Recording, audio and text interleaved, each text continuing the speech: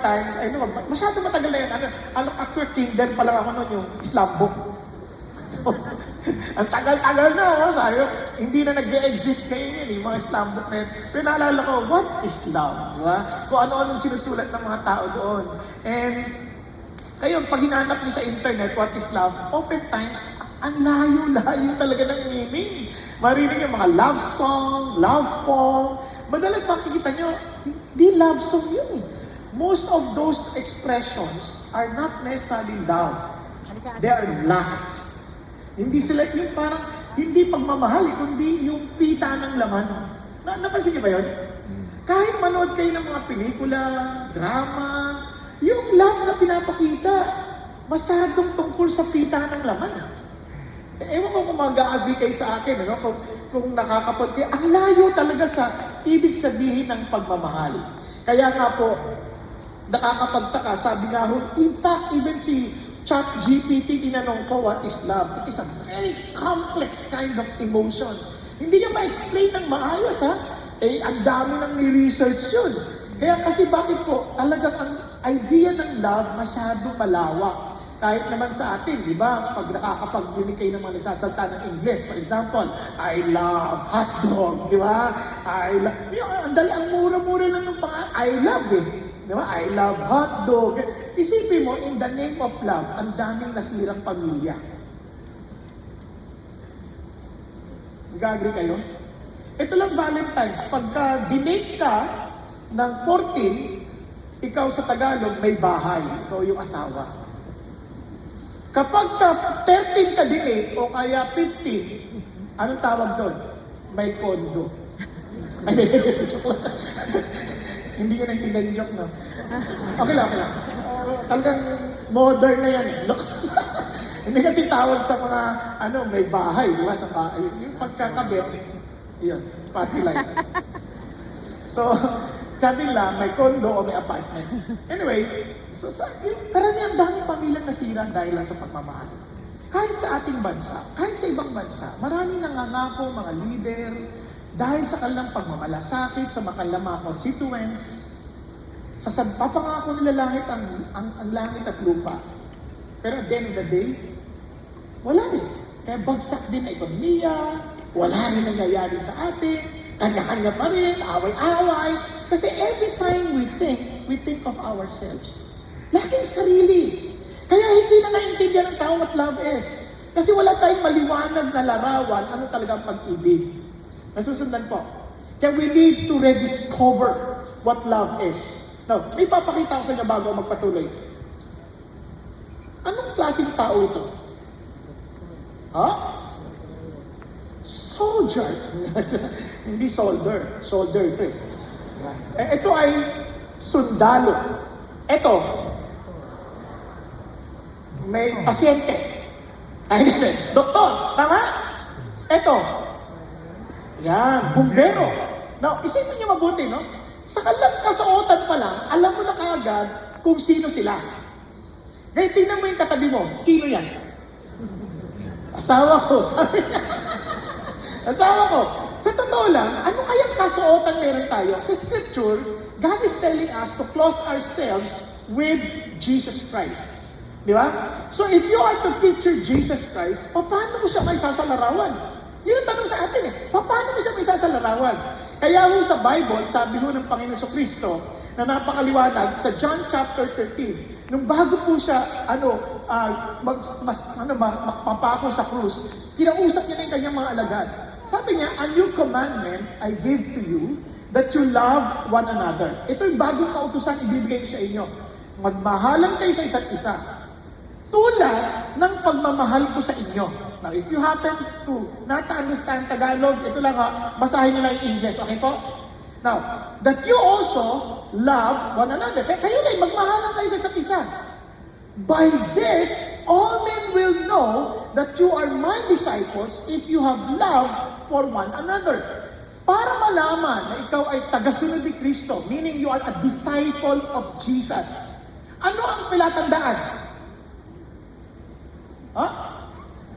Paano nila malalaman na ikaw talaga tagasunod ni Jesus? By not telling them that you are a follower of Jesus, But by just observing you, alam nila, ito, taga-sunod ni Jesus to. Ano daw palatandaan? Loving one another, showing Ha? them. Showing Narinig one- kita, Renato. Valedictorian ka na. Yung iba naman. Diba? Sabi niya, you will only be known by loving one another. I pray na pag pumarito kayo at kayo ay nakita niyo po yung mga Christians coming from CCF, I pray that every time they watch us, they would always say, wow, these are truly followers of Jesus. Bakit? Because they love one another. Hindi sila nagtutulakan sa elevator, hindi sila nag-aaway-away sa upuan, hindi sila nagre-reserve ng upuan para lang kahit hindi pa dumating yung kasama nila, hinihigaan na nila para lang di pa kaupuin pa. Agawan sa Ba't parking. ganito ba dito? Huwag naman. Para talagang nag-aalalayan, nagtutulungan, maging sa parking, paglabas, hindi nagsisiksikan, hindi nagdidikditan, because they love one another. Yay! Yun yung hinahangat ng Diyos. It's not about the Bible verses we know. It is not about how much parang biblical characters we know. Hindi lang doon. It is more on how we relate with one another. Hindi niyo pa napansin, nakakalungkot sabihin na minsan paglabas natin dito, hindi tayo magkakakilala, hindi tayo nagpapansinan. Pag sakay sa elevator, nag-uunahan pa tayo, walang nag-uusap. Masasabi lang, kung magkasama kayo makakilala, tingnan mo yung amoy niya. Iba, ha? Isang ganun po tayo eh. Kaya magtataka sila, bakit ganoon? Kaya nga po, nakakalungkot na hindi nila nakikita. Kaya, are you known by love? Yun ang tanong sa atin.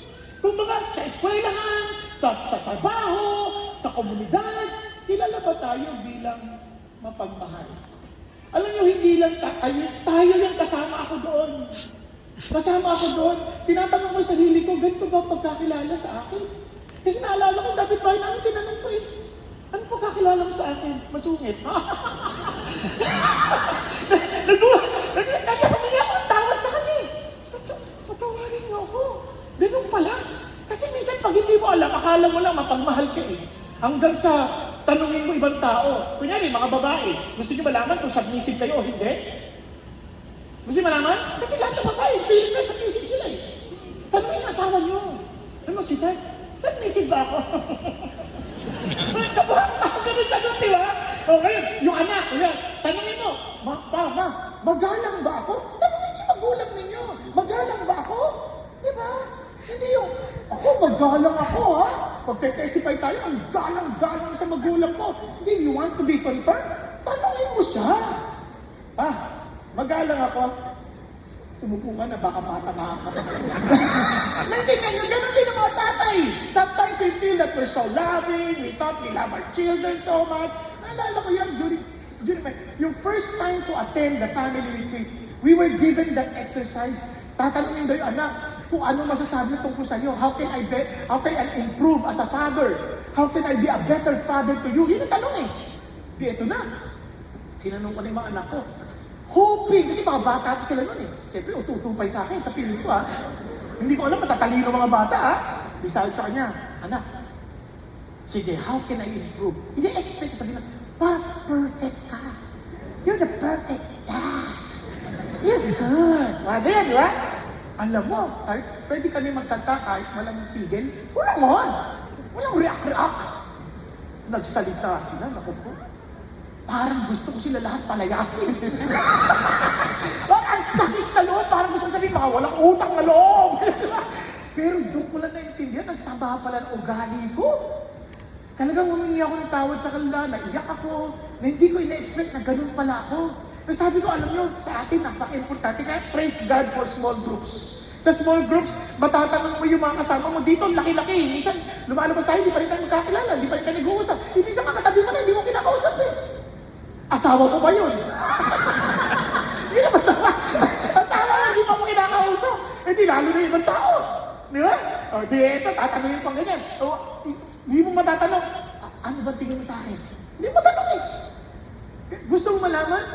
Tanungin mo yung mga nakasama sa trabaho. Anong tingin mo sa akin? Na again, don't ever be deceived. Na minsan, siyempre, yung ibang tao sobrang bias sa iyo. They always look at you from a rear view mirror. Meaning to say, ang tingin na sa iyo yung parang nakaraan mo, laging based sa nakaraan mo. Kaya don't be discouraged.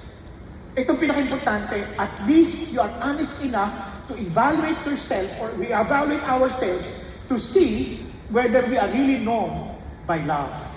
Nasusunod. Kaya tinagkaroon po ng pag-aaral, sa meron ako nabasa long time ago, 2007, nakabasa ako ng aklat, yung Unchristian. And this is what they wrote.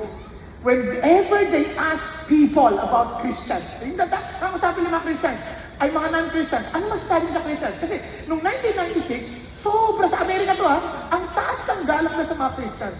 Isip lang ang mga Christians, mababait, magagalang, masisipag sa trabaho.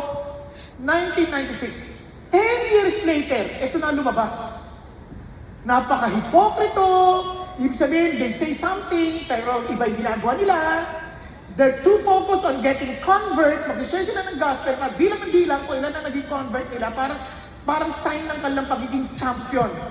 Iba naman, they're anti-homosexual, talagang they rally against it, they're sheltered, ibig sabihin, napaka-boring kasama, hindi, kunyari pagkausap mo, nagtatawanan na lahat, nagbibiro lang, kahit malinis yung joke, siya nakaganyan lang. Ba't di ka tumatawa? Nagbagong buhay na ako. Kay Lord na ako. Kaya yung mga katatawanan ninyo, walang umamin.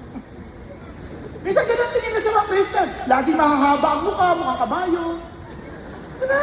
Kaya sabi na, and sometimes they're too political. Kasi sila lang nakakapili ng tamang kandidato. Parang sila lang ang may tamang kandidato. Hindi na alam na may tama naman din yung kandidato nila. Diba? Kaya minsan judgmental, iniisip agad. Kaya ito yung lumabas sa survey, lumagpas-takpas. Diba? Biro mo 91% coming from the outside, 80% within the churchgoers. Tapos 87, 52, ang bigat. Parang wow! And this is not based on what the social media tries to project. Hindi yun tungkol doon. Ay, mali kasi pinapakita ng social media. Mali kasi mga balita Hindi. Mga actual experiences. Si Amber, age 22, yung nanay daw niya gusto maging church attendant, and yet, sabi niya, I still remember her trying to get in close with the leaders of the church, kasi gumisip sa mga leaders, and yet, sabi niya, pretending to be spiritual. At least, that's what I thought of her. I still have major doubts that she's as spiritual as she tries to make herself out to be. Nanay niya na yan. Ito pa, sabi niya, si Preston, 23. Mormon, sabi niya, here was his comment about his Christian friends. The message about talking to Mormons with love seems hollow. Sabi niya, wala namang laman yung pagmamahal sa sabi nila. Kasi pinagtatawa na naman lang kami pagtalikod namin Minsan ganun tayo Now, ito pa, si Erin, 30. Sabi niya, husband ko nagtuturo ng tungkol sa Bible studies, mga tungkol sa asawa, pero gulpi sarado ako. Ginugulpi ako ng asawa ko. Teacher ng Bible. Sino yung mga ganyan? Si Victoria, 24-year-old, single mom, pinapayuhan, paano palakihin yung anak. And yet, ano sabi? Hindi na naisip, wala akong asawa. Iniwan ako. Naintindihan niyo po? And oftentimes, yung advice sila, hindi naman ginagawa sa sarili ng anak. Kaya minsan, nakakalungkot. Ito, marami pa yan. Just to name a few, ang dami pang ganyan. Kaya noong 2021, ito na yung lumabas. 55% sabi ng Christians, mga hiprokto. Hindi nagbago yung pananaw, lalo na malala. 54% sabi ng judgmental. 50% they were still self-righteous. Parang kala mo, lagi silang napakabait. Pero hindi naman. Sana huwag tayo magpalinlang sa ating mga sarili. Kaya napaka-importante to rediscover love. Kaya huwag nyo lang basta pakinggan na, ito yung pag-ibig, ito gawin mo. Listen to the very power that Christianity have. Kung alam lang ng Christian kung anong meron siya, they will be known for love. Kaya, tanong ulit, are you known by love?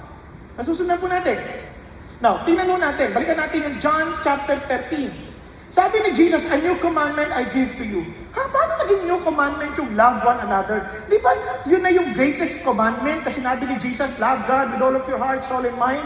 And likewise, love your neighbor as you love yourself. Luma ng command yan Old Testament days, meron na yan. Kaya ito new commandment, kasi noon, kung mapapansin mo, you love God. You do it. At hindi lang yun. Kasi sabi niya, aside from you do it, love your neighbor as yourself. Yun ang batayan at ang standard, sarili mo. Tama ba? But this time, sabi niya, a new commandment, in other words, I give to you that you love one another even as I have loved you. Now listen, itong commandment na to,